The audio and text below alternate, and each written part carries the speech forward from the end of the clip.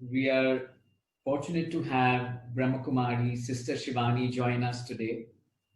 Sister Shivani, welcome. Om Shanti, Namaskar. Namaskar.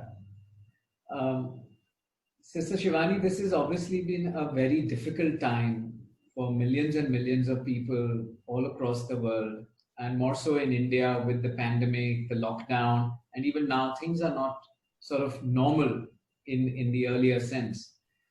What are some of the learnings which you think this time has taught us, and what are some of the key takeaways we should take as learnings and as to dos going forward? Um, right from the beginning, like which means from the month of March, more so in India, where we came to know about this epidemic. So, one was the information about the epidemic, then second was a lockdown. So it was not just one situation for people, there were two. Lockdown was also not a very easy situation to adapt and adjust to a lot of human minds. And then third came a lot about, the corporate sector, the business and industry of the country. That also was a third one. So it was really for India, I'm sharing. It was not really one situation. It was as if three came one after the other. And they really were very, very fast, one after the other. Because as soon as the lockdown was announced, and then everybody was talking about the business and industry getting hit, and we were witnessing programs on news channels, business channels, talking debates, and very strong statements coming out, so very, very strong statements. Okay, this is going to be the drop, so many people can lose their jobs, so many people will have salary cuts, so many. Yes, for those who were discussing, it was their knowledge sharing, but the impact that it had on many, many minds. Before anything had actually happened in their life, they were actually receiving a lot of information. So what is the biggest learning for us is the impact of information on the human minds. So even as far as the epidemic was concerned, media, social media gave us a lot of knowledge how to take care of our minds. But at the same time, because it was a thing which we didn't know enough, we were like consuming content throughout the day. And so it was like, this is what happened there, this city, that country, this hospital, this doctor. We just went on and on consuming content. And so everybody says it was a global situation, a global epidemic, first time probably. But what is one more thing which is probably the first time is a global emotion that was almost the same. A global emotion of fear and anxiety. And that affects people even more. So it's like the air is polluted with fear and anxiety. It's heavy. It's not 100 people creating anxiety. It's not 1,000. It's millions of people creating anxiety at the same time. Even this starts taking a toll on people's minds. So lockdown, epidemic, business and industry getting affected, and all this content that we were consuming. So in the first month itself, mental health got affected for a lot of people. So the Indian Psychiatric Association first month, end of April, said 20% rise in mental health issues in India. After that, they haven't released any other statement. This is in the first month itself. So now this is a learning that epidemic was a physical health situation. And it was a physical health situation, and most of us were protected. We were indoor. The corona couldn't have entered into our house while we were there. Why a rise in mental health issue? Why a rise in relationship conflict? Why a rise in domestic violence? Why a rise in abuse at home? I mean, this all had nothing to do with COVID. It had nothing to do with COVID. So here is the learning. Was my mind equipped to handle a crisis? A crisis, a situation not in my control. So the answer is no, not very well. True. Not very well. A crisis requires stability in the mind. Even for an exam, we were taught stable Rena, don't create stress, you won't perform well. So a crisis requires stability in mind, whether it's a personal crisis, professional, country, city, or the world. But we created global fear and anxiety because we believed that our mind is dependent on situations and people. So we've lived a life for the last decade or 2 decades emotionally dependent. Emotionally dependent. victim to people's behaviors and situations. And as a society, we called it normal. So before COVID, we were not emotionally fit. And as a society, we said stress normal, anxiety normal, worry, jealousy, criticism, competition. Name the list of uncomfortable emotions, and it was labeled as normal by society. So our definition of normal emotional health was incorrect. Peace, happiness, unity, acceptance, forgiveness. Oh, we want all that. So, we wanted the normal, and what was disturbing was labeled as normal. So, our parameters of emotional health were incorrect. And then came a global situation. So, obviously, we were not emotionally equipped to handle it. So, the biggest learning from here is I need to shift to becoming emotionally fit. Emotionally fit. COVID is here today. It'll be a closed chapter in some time, few months or even a year, but it'll be a closed chapter finally. We would know what to do with it. But my emotional fitness, which then leads to mental health issues if not taken care of. So the biggest learning is take charge of emotional health. Emotional health. I don't need to wait for it to become a mental health issue like a depression or a panic attack or even more. Take charge of emotional health. Your emotional health, your family's emotional health, extremely important, your children's emotional health, because they are the next leaders of the country, and the emotional health of your teams and organization. Make that a priority. It's not something that's going to happen on its own. I will be healthy. I have to do something to be emotionally healthy so that I shift from emotionally being dependent on the outer world being perfect to taking charge that there can be a crisis outside, but calm and stability is my normal. That is emotional health. We need to shift towards that because it's a reality. We can be emotionally completely independent of situations and people's behavior. That's where we have to start moving. Then mental health issues will be automatically taken care of. If someone's emotionally fit, they will not tip off to a mental health issue. They will not, even if it's genetic, even if there's a situation which is not favorable in their life, they'll have the emotional stamina to handle that. So chances of them tipping to a depression is very low if they're taking care of emotional fitness. That's so true.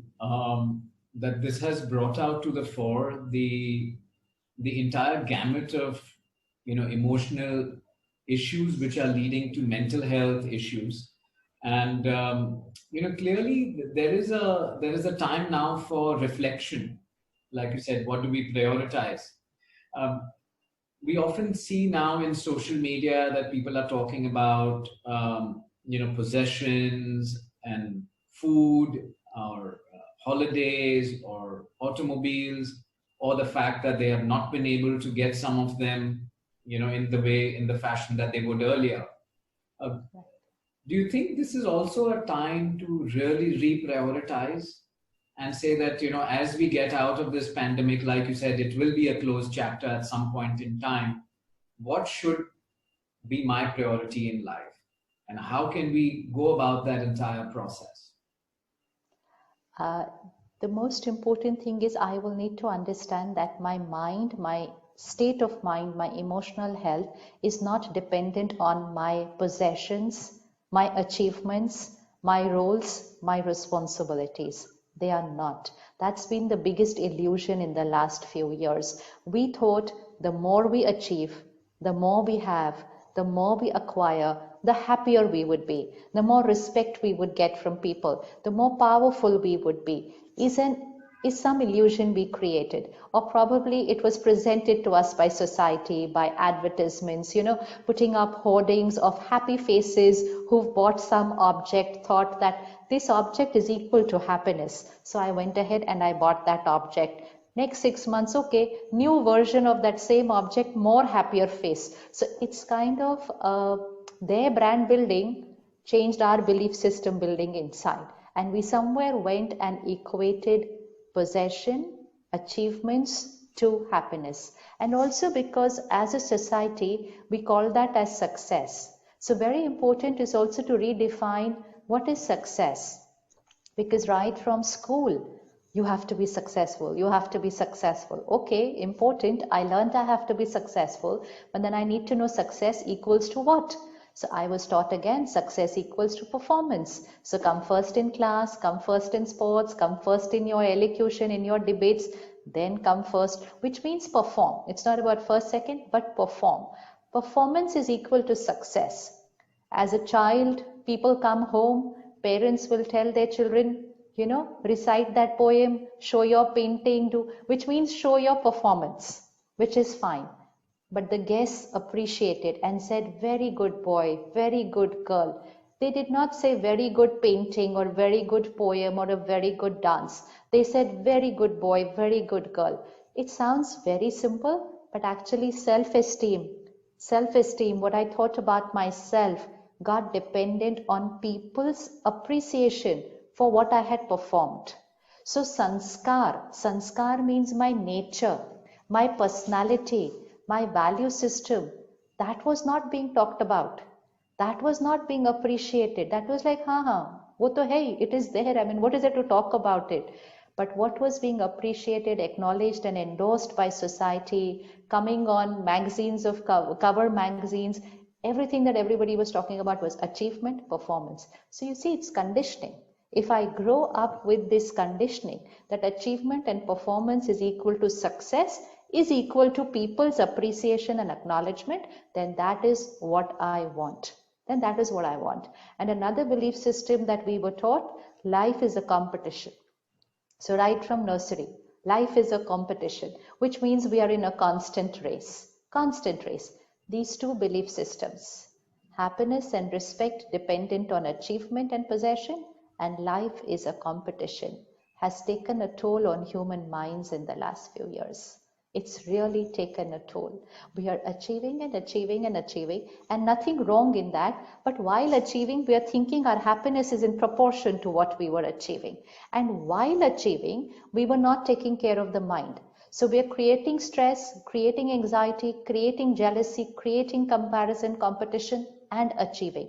So which means I'm achieving, but emotionally depleting while I'm achieving. I'm emotionally depleting because I'm not doing anything to take care. So as I was achieving, I was also getting depleted here emotionally. When I was in school, if you're coming first, second, third, or whatever, you're fine. You had no tension in life. Anyone who had to get tensed used to be the child who would not pass in class. Okay, usko tension hai, they don't pass. Today I meet children who come first always, and they take anti-anxiety medicines before an exam. Why would a child coming first in school always need to take an anti-anxiety medicine before an exam? Will they be able to cope with the pressures of their professional life, family life in the future? Are they equipped? No, because that performance became a cause of stress for them because they were not taught that this and this is different. Your inner world and outer world is different. So the biggest learning is work hard, achieve more than your capacity, but don't equate it to happiness. Equate it to achievement. It's very important to achieve. Yes, I will achieve, but that does not mean the more I achieve, the happier I will be. It's that equation which needs to be checked. The more I achieve, the more I buy, I will be physically comfortable. It's good. First I have a scooter, then I have a small car, then I have a bigger car. I become more and more comfortable physically, not necessarily emotionally. Emotion is not dependent on that. That's only those 3-4 high thoughts in the beginning. Oh, I bought what I wanted. I bought what nobody around me has it. It's only those 3-4 thoughts. One scratch on the car and I get hurt and upset and worried. So it's nothing to do with the object here. The inner world and the outer world are different. This is a world of matter, and it gives us physical comfort because it is matter. It is matter. Technology makes our life physically comfortable. Don't take care of how we use technology. It's made our life emotionally uncomfortable. Emotionally uncomfortable because we didn't know how to use it. Relationships were supposed to be more connected since the time we had technology. It happened the other way around. Why? Something went wrong. We connected the two things. So for me, it's like a house with two gardens, the front garden and the garden at the back. The front garden is my outer world. Very, very important garden. Now, this is the garden which I get to see throughout the day. This is the garden which every passerby appreciates. Beautiful garden, beautiful garden. Nobody can see my back garden, but that back garden is my here. Sure. It's here. No one else can see it. So no one knows in my mind how honest I am, how clean I am, how ethical am I, how pure am I in my way of thinking, my living and working. But that is what decides the foundation of my emotional health. That's what else decides. Cooperation will make me emotionally strong. Being in a race and being happy when other people don't do well, taking it as a measure of success because somebody else got stuck, is going to deplete my emotional health. So start taking care at least 30 minutes of the back garden. That's all that's needed. Start taking care. So both the gardens need to flourish. Both the gardens need to flourish. If we are happier and healthier, we will do better in what we want to perform. We'll definitely do better. But thinking that if I'm performing, then I'll become happy, that's an equation which needs rethinking. Otherwise, in the last 20, 30 years, we've achieved more than we had imagined, more than we had imagined. But we also have diabetes, #1, depression, #1 in the world, divorce rate high. So that's not success. That cannot be called as success. I cannot call myself successful if this is what I have created in my society. Definitely not for me. I agree, and I think you're so right. It is a time to recondition our mind and our brain on success, comfort, happiness, and emotional balance. And most important, definition of success is very important. Sure. Earlier, sanskar was success. If you have good sanskars, value system, principles, ethics, what you perform, yeah, good, you achieved that much. But a good person, just go 50, 60 years back. A good person was the one who was ethical, clean, highest value principles. We just need to come back to that. That's all. That's all. So work very hard, but achieve it with the right balance here. Then we're truly successful. So true. Thank you so much, Sister Shivani. I think those were some very simple but very profound words, and something that we all can live by, not just as we get out of the pandemic, but for life. These are some of the simplest, most basic mantras we can live by, but yes, definitely not easy to follow at all times.